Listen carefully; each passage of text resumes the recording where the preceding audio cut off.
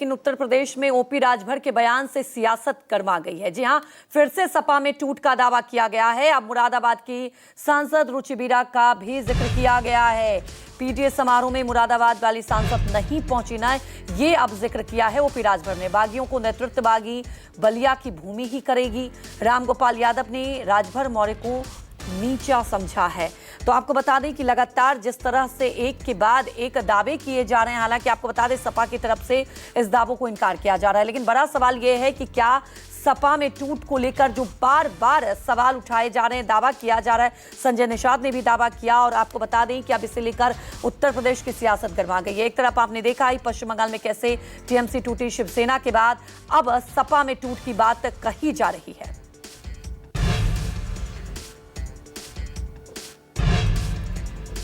तो टीएमसी शिवसेना के बाद सपा में टूट की बारी। कई सपा एमपी एमएलए सत्ता पक्ष के साथ जुड़ना चाहते हैं। पिछड़े दलित समुदाय के कई पूर्वांचल सांसद बेचैन हैं। सब रास्ता खोज रहे हैं अब सांसद दिल्ली जाने के लिए।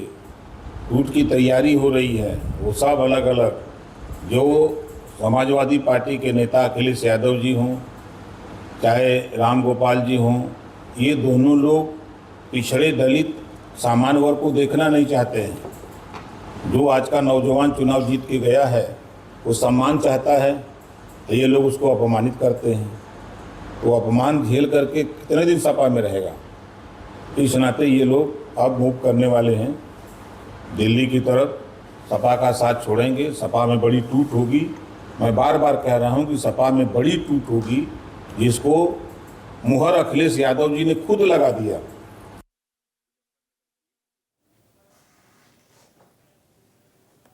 वहीं ओपी राजभर के बयान पर सपा सांसद राजीव राय ने प्रतिक्रिया दी। पिता पुत्र दोनों कहीं ना कहीं कुछ भी बकवास करते हैं और बकविकेटिस से ही पीड़ित हैं, ये निशाना साधा है राजीव राय ने। वो हर समय बेतुकी बातें करते रहते हैं।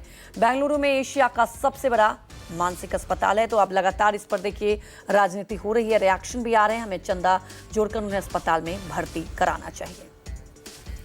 महेंद्र पांडे को गाली देने वाले को ब्राह्मणों की चिंता हो गई। मानसिक विशिष्टता की अवस्था में बलिया के लाल राजीव राय हैं, सनातन पांडे हैं, और दोनों उनको लाल कर देंगे।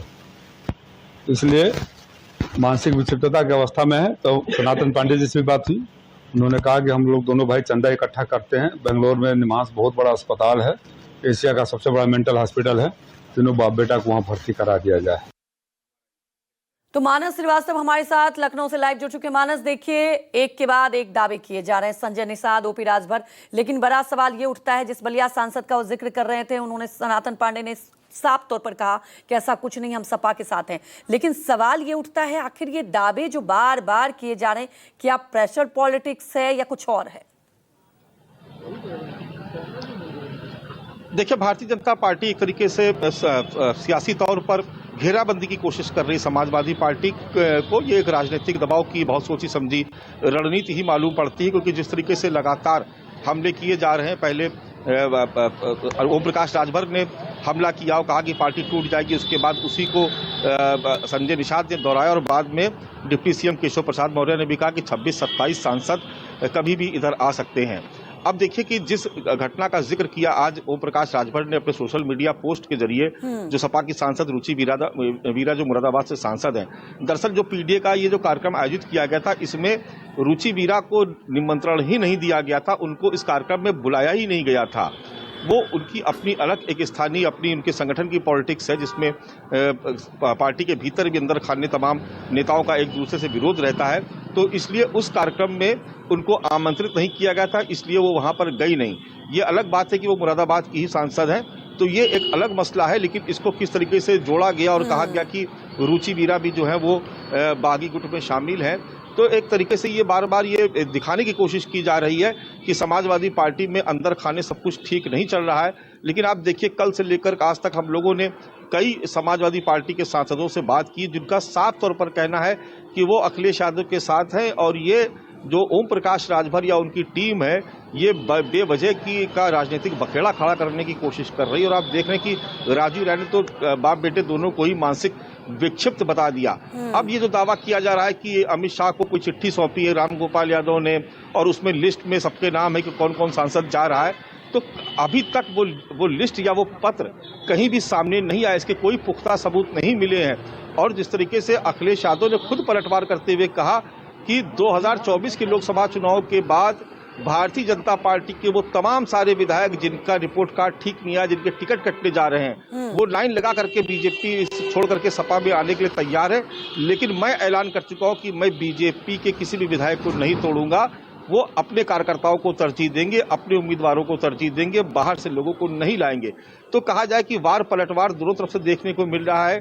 2027 की सियासी जंग बेहद करीब आ गई है। अयोध्या में भगवान राम के मंदिर से दान की चोरी का मुद्दा उठा हुआ है, जिसको लेकर विपक्ष लगातार हमलावर है। तो ऐसे में इस मुद्दे के सहारे कि इंडिया गठबंधन टूट जाएगा, समाजवादी पार्टी टूट जाएगी, इन मुद्दों के सहारे भारतीय जनता पार्टी और एनडीए और उनकी फोर्स जो है वो ऐसा लगता है कि वो इंडिया गठबंधन के घटक दलों या समाजवादी पार्टी को टारगेट करने की कोशिश कर रही है। कुल मिलाकर के जो सियासी तस्वीर है वो यही समझ में आती है।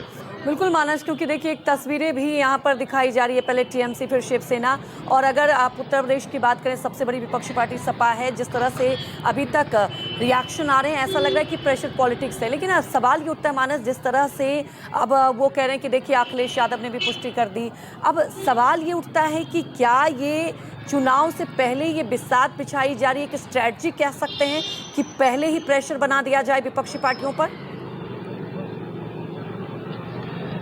देखिए प्रेशर की ये पॉलिटिक्स दोनों तरफ से चल रही है। हाँ। अगर भारतीय जनता पार्टी और उसके सहयोगी दल कह रहे हैं कि समाजवादी पार्टी टूटने जा रही है और उसमें बहुत बड़ा बिखराव हो जाएगा और 25-26 सांसद इधर चले आएंगे, तो एक तरीके से जो समाजवादी पार्टी लगातार चुनाव अभियान में लगी हुई है उसको डिस्टर्ब करने की कोशिश है।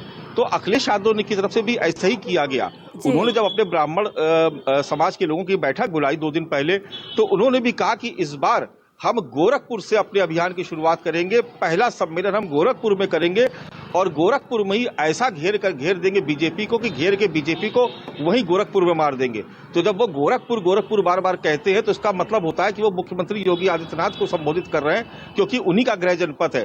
गोरखपुर के तमाम विभागों के घपले घोटाले, तमाम वहां की अव्यवस्थाओं की एक पूरी उन्होंने एक सूची बना करके, एक पुस्तक बना के उन्होंने मीडिया में बांटी और कहा कि इस बार हम गोरखपुर को घेरेंगे, गोरखपुर में ही घेर देंगे। तो ये कोशिश होती है कि किसी भी बड़े नेता को जो लीड कर रहा हो उसको आप उसके ही क्षेत्र में अगर उसको घेरिए तो उसका अटेंशन बाकी आसपास की सीटों से हट जाता है, क्योंकि वो सीट बड़ी प्रतिष्ठा की हो जाती है।